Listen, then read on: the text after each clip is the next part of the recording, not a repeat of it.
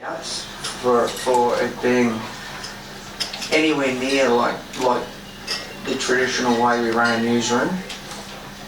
And you know, as an example, I had the pleasure of working alongside a Getty photographer at the student protest the other day, and he's a good guy. I've got absolutely nothing against him at all, but he's a sports photographer. He got assigned to cover the student protest.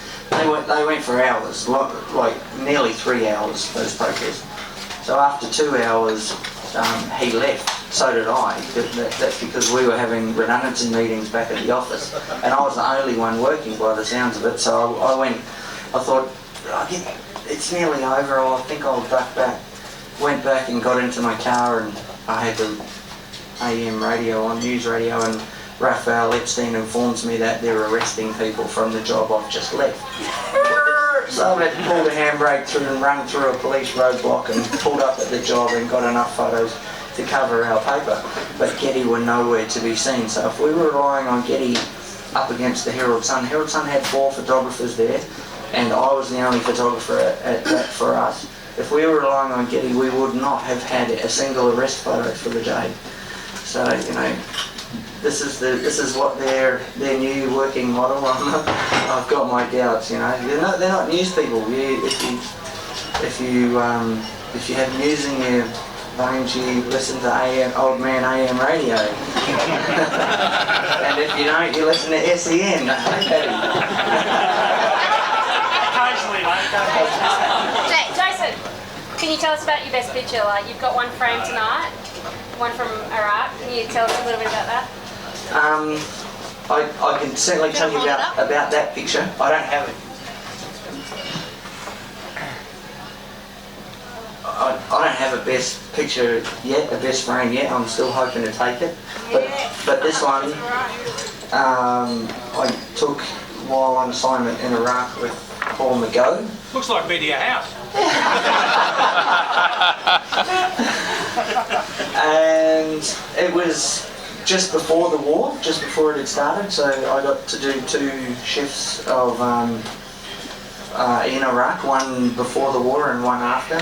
Rachel, my beautiful wife, was heavily pregnant before the war started, and she graciously said, "You get 1 month, so you pick when that happens, but I don't care when it is, but it's 28 days and not a minute more. I don't care if there's intercontinental ballistic missiles dropping. On day 28, you need to be home." And pretty much that's how it happened. I missed the start of the war by 4 days. And but yeah, so covering that assignment with Paul McGough, he was terrific to work with because he's another industry pro who understands the value of a picture. I've worked with lots of senior journalists well, actually not lots, a few senior journalists who you'll go spend 3 days getting to somewhere, another half a day trying to find the story and find the people in the picture, and then you get 5 minutes to take a picture, and then they're going, come on, we gotta go, because it's dangerous or for whatever other reason. But Paul McGough would, if I said you wanted to sit on the side of the road for 3 hours to wait for the light to get better, he understands, you know, he'd sit there and just take notes or long hand out notes and stuff. So, and there's been a lot of great people that we've worked with here, a lot of really talented people who've shown you the ropes. I still remember that job, the first time I've ever been scared, and it's probably the only time in my career I've been properly scared, when the first overseas assignment they sent me to Rwanda and Zaire. It was like, I didn't even know where they were. When I got there, I was reading the notes to the country. They replaced a perfectly good photographer who knew the conflict and who knew the story with me. Yeah, so it was the steepest learning curve of my life. I was truly terrified in the middle of deepest, darkest Africa.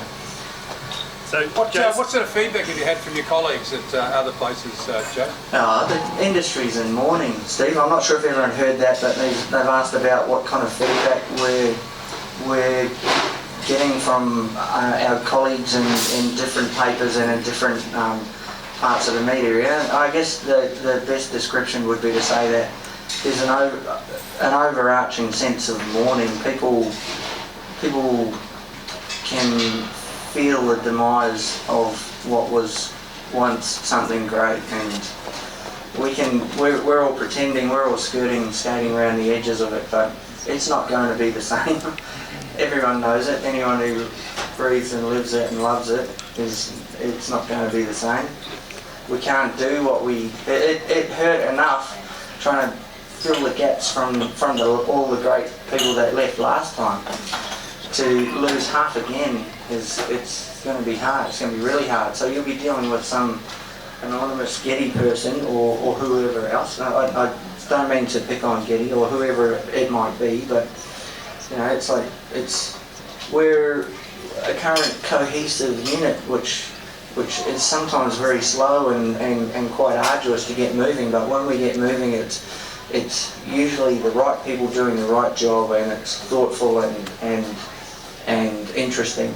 Now we're just going to chuck some contractor on a job. It's who may be very similar to my first trip over in Ryan, who doesn't understand anything about the job.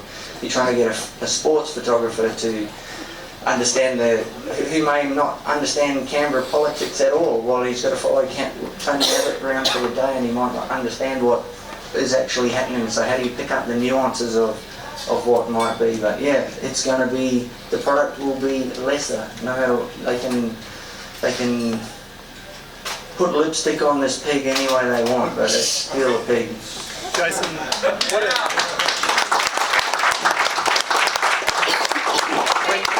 when you go out for a job, what do you look for in taking the shot? Sandwiches.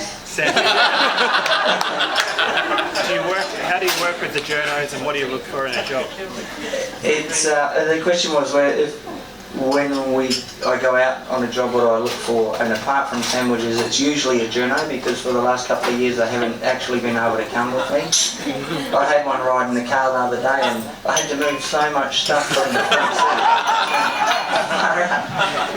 And that's the nature of it at the moment. There's so much of it is done on the phone, and it's very rare we actually physically take someone.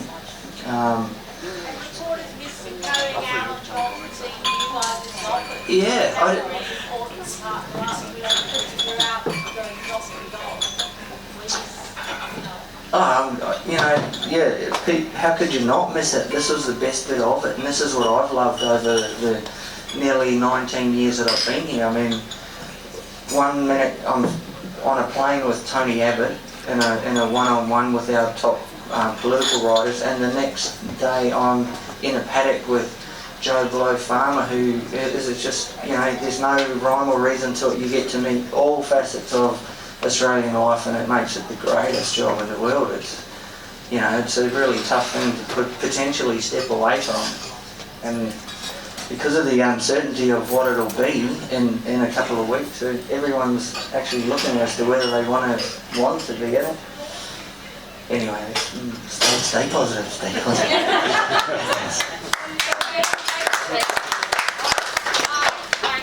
A lot of journos have talked about how safe they feel with photographers, including you. Can you tell us, to highlight the sense of teamwork, can you tell us about one of your scariest moments where you really felt like your life was in danger when you've been out on the field?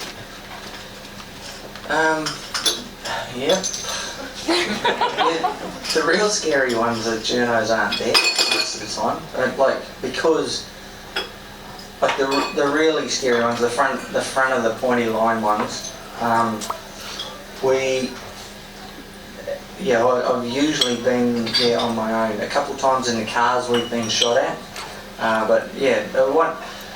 the closest time I got to being killed was in Timor, and I was shooting a running battle, and I'd been there so long in Timor, as in months, like 5 months or something. And by that stage I was starting to get really opinionated and angry with what was going on. I was probably losing my objectivity, and I was so angry with the militias that instead of, everyone was shooting with long lenses from far away, because they were shooting with guns, and I was up this close to them with wide angle lenses, and And I annoyed them, obviously. One of them's gone, who was this guy?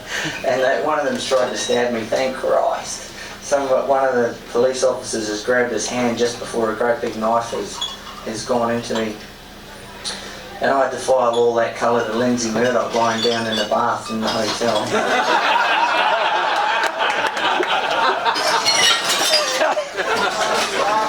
And then after that, while I'm running back to our hotel, because the whole city of Dili shut down, and my driver abandoned me, he just left, and everybody left. I had to run the 4 kilometres across Dili with militias circling around and around in trucks with guns and homemade guns, looking for people to beat up. So it was like, to try and get back in time to file the deadline. So that was pretty scary.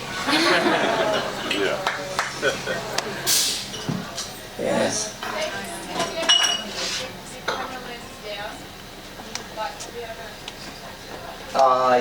Yep. Yeah, people get angry enough to, and if they're holding big enough guns, yeah, you do have to, or knives or whatever, you do have to put your lens down. Yeah, the very first overseas trip with Tony, we've arrived in Goma, and within the first 5 minutes I've had, and first of all there's a car going around the block, I've had knives waved at me, then I had guns waved at me, and then there's guys, one of them standing on the top of a car with an RPG pointed at us, and the guns come into my face, and I'm just going. So yeah, that took me 15 minutes in the country to get completely stopped taking pictures. And I had they closed the border about 10 minutes after that, so we couldn't get into the country. And I sat on the border for 3 days, wondering how to get in with everyone else, with all the old Marlboro smoking and whiskey drinking, old proper frontline soaks, and I thought that was so cool. I was just watching them going, oh yeah, I wonder what, I should try that. I tried smoking, didn't work for me. I tried the Scotch thing, that worked pretty good.